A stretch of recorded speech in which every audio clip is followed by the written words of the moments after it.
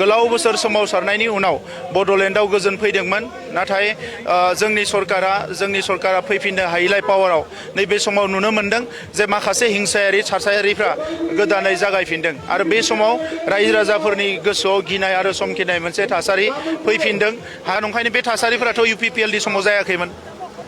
दा बेखौथ' नोंथांमोना नुखादों दा नंखायनो थासारिखौ मोजां खालामनांगौबा राजनितिक कमिटमेन्ट थानांगोन साननाय हनाया गोख्रों जानांगोन आरो गोथों जानांगोन अब्लासो हागोन दिनै उदालगुरिनिफ्राय क'क्राझारसिम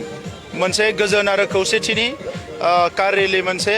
UPPLनि लाइमोन हान्जानिफ्राय लानाय जादों जे बड'लेण्डआव जि गासै 26टा जनगोष्ठी बिनि गेजेराव खौसेथिखौ जों जेब्लायबो लुबैयो आरो बड'लेण्ड ओनसोलाव अराय गोजोन थानायखौ जोङो लुबैयो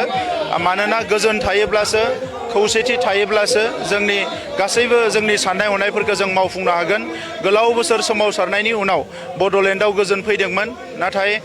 जोंनि सरकारा फैफिननो हायैलाय पावाराव नैबे समाव नुनो मोन्दों जे माखासे हिंसायारि थासारिफ्रा गोदानै जागायफिनदों आरो बे समाव रायजो राजाफोरनि गोसोआव गिनाय आरो समखिनाय मोनसे थासारि फैफिनदों हारि माहारिनि गेजेराव